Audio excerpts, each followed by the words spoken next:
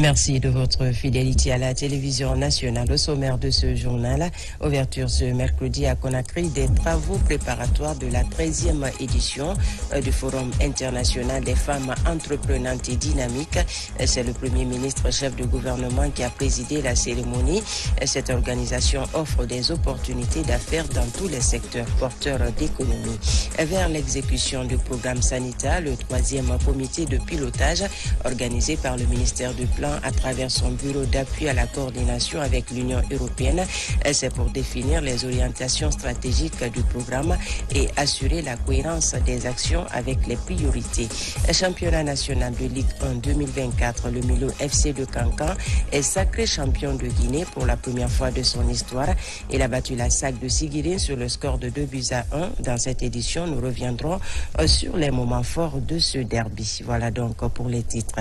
Bonsoir à tous et merci de nous rejoindre sur les antennes de la télévision nationale. À la une de l'actualité ce soir, le Premier ministre, chef de gouvernement, a présidé ce mercredi les travaux préparatoires de la 13e édition du Forum international des femmes entreprenantes et dynamiques FIED. Le FIED est une plateforme multidimensionnelle qui accompagne les politiques du gouvernement en matière de promotion de l'entrepreneuriat des femmes en milieu rural. Compte rendu, Adi Kamara.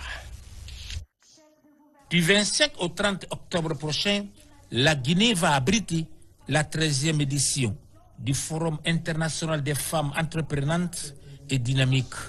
Une délégation de ce forum international séjourne à Conakry pour les préparatifs de cette 13e édition. Il est question d'envisager les moyens de mobilisation de toutes les parties prenantes pour la réussite de l'événement. La cérémonie du jour n'est pas un simple lancement. Nous posons les jalons d'une plateforme multisectorielle d'échange, de partage d'expériences, de co-construction, d'opportunités d'affaires et de promotion des femmes en milieu rural et urbain. Il est de notoriété que le manque d'investissement dans le capital humain augmente les risques de pauvreté chez les femmes. En Guinée et ailleurs en Afrique, les femmes font face au défi de l'emploi, marqué par l'informalité, l'auto-emploi et la vulnérabilité.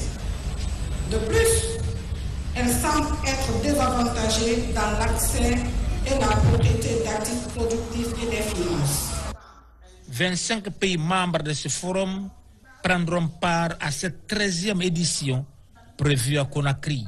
Le thème est intitulé « Le rôle des femmes dans la transformation économique guinéenne, nécessité pour réaliser les infrastructures » à travers le slogan « Partir de rien pour devenir quelqu'un ». Je tiens à vous rassurer de la volonté et de l'engagement du FIED à faire de la Guinée une destination prisée par les investisseurs. Soyez persévérants, vraiment j'insiste dessus, et courageux. Je vous demande de vous unir les femmes. Nous les femmes, nous devons travailler ensemble.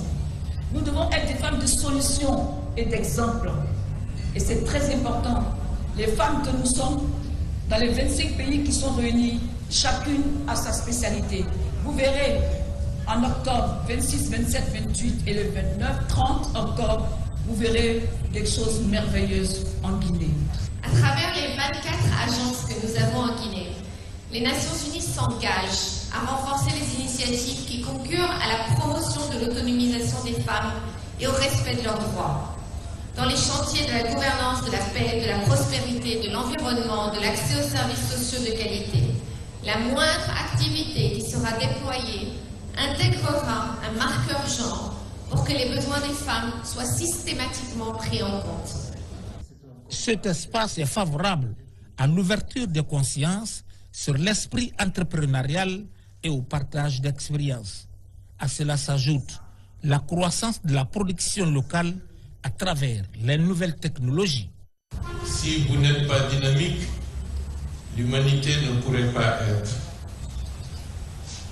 C'est la raison pour laquelle toute société qui veut progresser doit mettre au cœur de ses préoccupations cette indispensable nécessité de l'autonomisation des femmes. Aider les femmes, ce n'est pas vraiment aider de manière seulement les femmes, c'est aider toute la société. C'est aider les enfants, c'est aider le mari. Donc, si les femmes sont poussées en avant, c'est l'ensemble de la société qu'on est en train de dynamiser. Le chef de l'État, le général Mamadi Doumbouya, n'a pas manqué tout au long de ces 2 dernières années à mettre en avant la nécessité de permettre à des groupements de femmes de pouvoir se prendre en charge, d'avoir des financements leur permettant d'avancer et de se développer.